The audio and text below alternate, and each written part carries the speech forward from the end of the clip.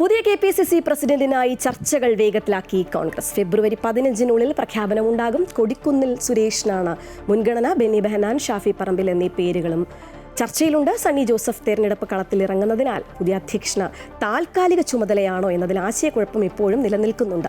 വിവരങ്ങളുമായി അൻഫിൽ ഡിസൂസ ചേരുകയാണ്. അൻഫിൽറ്റ്, good morning.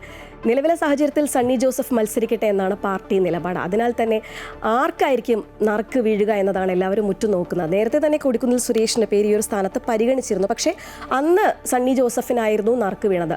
യുവരക്തം വേണമെന്ന ആവശ്യം ചില വിഭാഗം ഉന്നയിക്കുന്നുണ്ട്. അങ്ങനെ ഷാഫി പറമ്പിലിൻ്റെ പേരൊക്കെ അത്തരത്തിലാണ് മുന്നോട്ട് വരുന്നത്. എന്തായാലും തെരഞ്ഞെടുപ്പ് അടുത്തിരിക്കുകയാണ്. ഈ ഒരു സാഹചര്യത്തിൽ എല്ലാം വേഗത്തിൽ, അതുകൊണ്ട് തന്നെ ചർച്ചകളൊക്കെ വളരെ സജീവമായി തന്നെ മുന്നോട്ട് പോവുകയല്ലേ?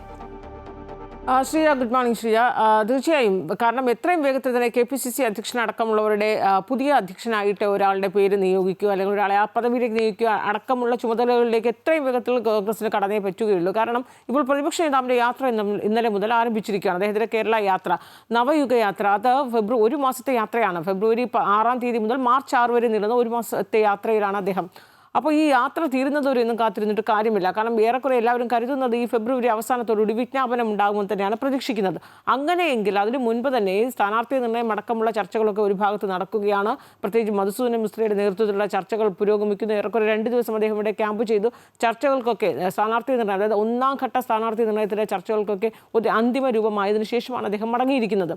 അങ്ങനെ വരുമ്പോൾ 1ാം ഘട്ട സ്ഥാനാർത്ഥി പ്രഖ്യാപനം ഏറ്റവും അടുത്ത ദിവസങ്ങളിൽ തന്നെ, ഒരു ഫെബ്രുവരി 20 മുമ്പ്, എന്തായാലും ഒരു 15-20 ഇടയ്ക്കുള്ള ദിവസങ്ങളിൽ ആദ്യം 1ാം ഘട്ട സ്ഥാനാർത്ഥി പ്രഖ്യാപനം ഉണ്ടാകണം. അപ്പോൾ ഇത്തരത്തിലുള്ള കാര്യങ്ങളുമായി മുന്നോട്ട് പോകണമെങ്കിൽ ഇപ്പോൾ എന്തായാലും നിലവിലെ KPCC അധ്യക്ഷനായ സണ്ണി ജോസഫ് തെരഞ്ഞെടുപ്പ് കളത്തിലേക്ക് ഇറങ്ങുകയാണ്. കാരണം മുൻ MLA-മാർ, നിലവിലെ MLA-മാരൊക്കെ തന്നെയും 2 പേർ ഒഴികെ, ഈ K ബാബുവിൻ്റെ മണ്ഡലത്തിലും ഒപ്പം തന്നെയും പാലക്കാടും, ഈ 2 മണ്ഡലങ്ങളിൽ ഒഴികെ ബാക്കി 19 ഇടങ്ങളിലും കോൺഗ്രസിൻ്റെ സിറ്റിംഗ് MLA-മാർ മത്സരിക്കുന്നു.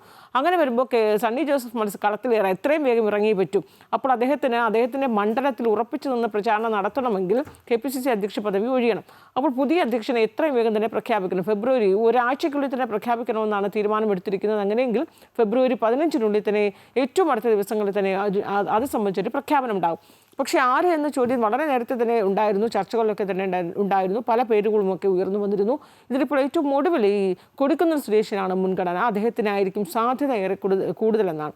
പക്ഷേ അങ്ങനെ വരുമ്പോൾ വേറെ പല പേരുകളുമൊക്കെ, ബെന്നി ബെഹനാൻ, അതൊപ്പം തന്നെ ഷാഫി പറമ്പിലിൻ്റെ പേരുകളൊക്കെ വളരെ നേരത്തെ തന്നെ സജീവമായിട്ട് തന്നെ ഉണ്ടായിരുന്നു. പക്ഷേ ഈ സാമുദായിക പരിഗണനകളും സാമുദായിക സമവാക്യങ്ങളും ഒക്കെ ചേർന്ന് പോകുമ്പോഴാണ് ഷാഫി പറമ്പിലിന് തടസ്സങ്ങളേറെ നിൽക്കുകയാണ്. അതോടൊപ്പം തന്നെ ബെന്നി ബെഹനാനും അക്കാര്യത്തിലൊക്കെ തടസ്സം. പക്ഷേ പരിഗണന കൂടുതൽ പേരും യോജിക്കുന്ന ഒരു ഭൂരിപക്ഷമായ ഒരു സമവാക്യത്തിലേക്കൊക്കെ എത്തുന്നത് കൊടിക്കുന്നിൽ സുരേഷിൻ്റെ പേരിൽ, അദ്ദേഹത്തിൻ്റെ സീനിയോറിറ്റിയും ഒക്കെ പരിഗണിച്ചുകൊണ്ടാണ് കൊടിക്കുന്നിൽ സുരേഷിന് ആ പദവി കൊടുക്കാമെന്നൊരു തീരുമാനത്തിലേക്ക് കടക്കുന്നത്.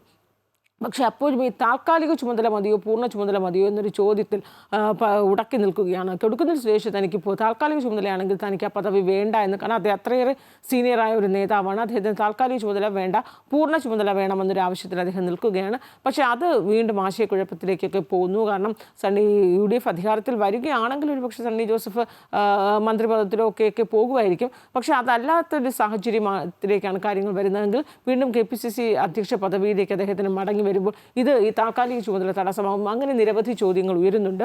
അതുകൊണ്ടാണ് അതിലൊരു ആശയക്കുഴപ്പം നിൽക്കുന്നുണ്ട്. ഈ കൊടിക്കുന്നിൽ സുരേഷിൻ്റെ പേര് ഏറ്റവും പരിഗണനയിൽ സജീവമായി മുൻപന്തിയിൽ നിൽക്കുന്നു എന്നതിനപ്പുറത്തേക്ക് അതിലൊരു അന്തിമമായ തീരുമാനത്തിലേക്ക് എത്തണമെങ്കിൽ ഇനി 1-2 ദിവസം കൂടി കഴിഞ്ഞ് വീണ്ടും ചില ചർച്ചകളൊക്കെ നടത്തി ഹൈക്കമാൻഡിൻ്റെ അന്തിമമായ അംഗീകാരമൊക്കെ ലഭിച്ചതിന് ശേഷം മാത്രമേ ആ ഒരു പ്രഖ്യാപനത്തിലേക്ക് പോവുകയുള്ളൂ. പക്ഷേ വളരെ എത്രയും വേഗം തന്നെ പുതിയ അധ്യക്ഷന് ചുമതല കൈമാറുന്നു.